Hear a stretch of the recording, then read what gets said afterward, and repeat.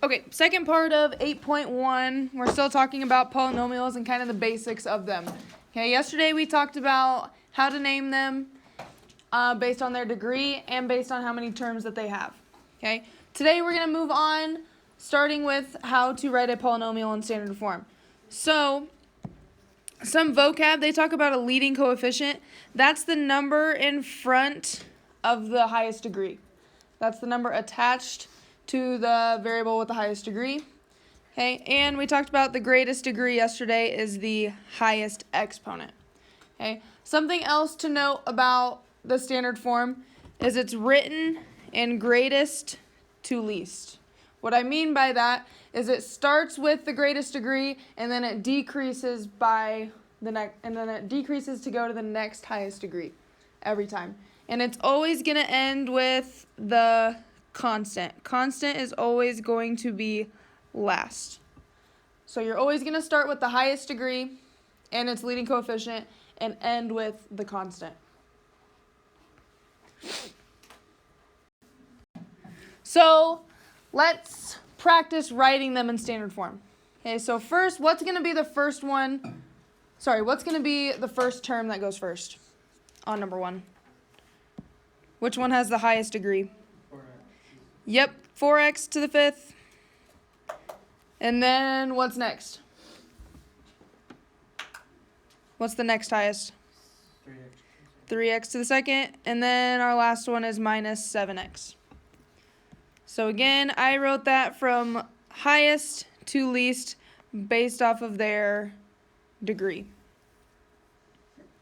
Okay, go ahead and try number 2. So on number 2, what's going to be my first term? Just 2y to the 4th, or we need some with it? Yep, we need that negative sign out with it. So negative 2y to the 4th. What's next? Yep, minus 6y cubed. Plus 5y. Minus 9. Good. Again, greatest to least based off of the degree number, and we always end with our constant. Questions on standard form and how to write it from greatest to least?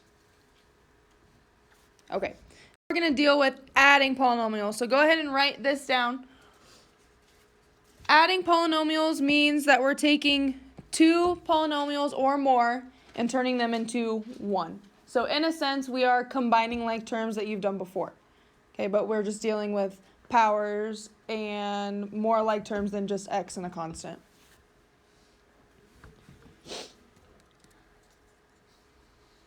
So the reason they wrote these in parentheses is just to show you that they're 2 separate polynomials.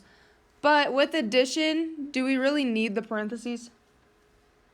No, addition does not change the value of anything. Okay, so what I always tell people, just get rid of the parentheses right off the bat because you don't need them.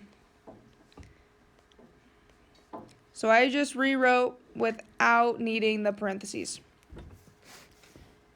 Now from here, it's just combining like terms. So I always go from my highest degree. Where's my highest degree at? Or what is it? Yep, the highest degree would be that power of 2. So we're going to combine those. 2x to the 2nd minus 4x to the 2nd. What do we get for that? Negative 2x to the 2nd. Good. And then find my next highest degree, which is, 5x. yep, 5x plus 6x, 11x. And then what comes last is always our constants, if you have any. We have negative 7 plus 3, negative 4. Okay. Always write your answers in standard form. Okay. Always, always, always go in the track of standard form. And then once you have it all combined, then you're done. That's your final answer. So we took 2 polynomials and turned them into 1. Any questions about that?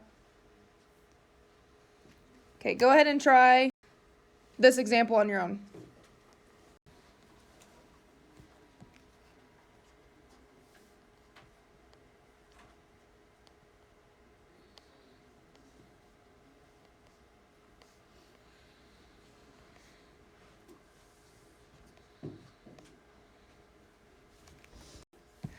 when I'm combining like terms or adding polynomials, I always use the underlining method so I know what I've done and what I haven't done yet. So starting with standard form, what's my highest degree?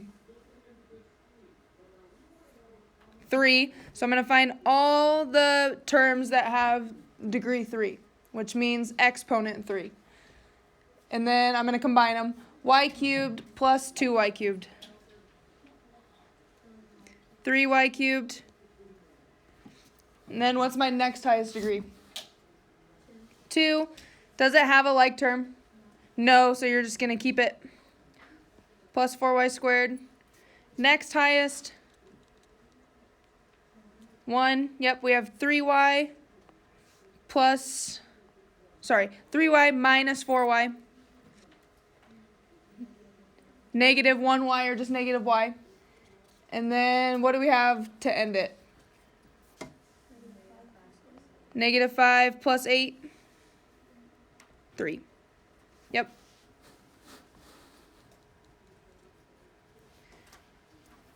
Any questions with adding polynomials?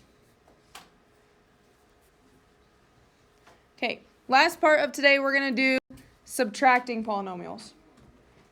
Okay. What do you think is going to be the one difference with this? Do you think we can just get rid of the parentheses? Why not? Because of the subtraction sign. How does this subtraction sign change the whole thing? What do we have to do first? Treat this as like a negative 1. With that subtraction, that's going to change the value of every single term in the second polynomial, because you're multiplying it by negative 1. So we're going to take that negative 1 and distribute it to all terms. Okay, so our first polynomial does not change. We can keep that one the same. The second one, though, essentially all of their signs are just going to flip to the opposite. So if I distribute that negative 1, what does 4x turn into? Negative 4x. What does negative 5 turn into? Positive 5. And then what about the 3x squared? Negative 3x squared. So that's the one thing that changes when we're subtracting. Okay, we got to watch out for that negative out in front and treat it as a negative 1, and that's going to be distributed into each term. Okay, essentially, if you don't like thinking of distributing, essentially you're just changing the signs of each term in the second polynomial. And now it's all the same as what it was with addition. What do we start doing now? Yep. Highest degree, we're going to start combining like terms. What's our highest degree?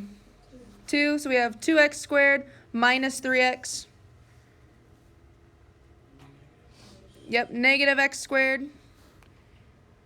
What do we combine next?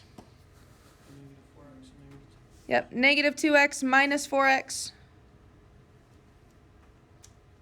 which is minus 6x. And then our last ones, we have 3 plus 5.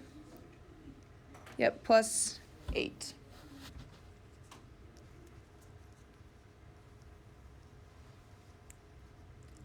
So just remember with subtraction, you got to do that first step before you can start combining. All right. And try this one on your own. This is the last one. Okay. What to notice is that subtraction sign in the middle, okay? You're going to have to look for that first, if it's addition or subtraction. Since it's subtraction this time, what do we need to do first? Distribute the negative 1. Yep. So what would that change it to? Does anything happen to the first one? To the first polynomial? Nope. Keep that one the same. And then what do you get for the second one?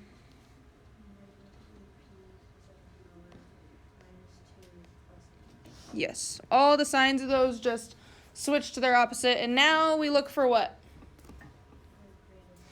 Greatest power, which is 3. Does it have a like term? No. So I'm going to keep that one. What's next? Yep. So we have negative 3p squared. Does that have a like term? Nope. Next. Yep. 7p plus 9p. You get 16p. And then last is always our constants. Negative 8 minus 2. Negative 10. Any questions over adding and subtracting polynomials and putting it into standard form?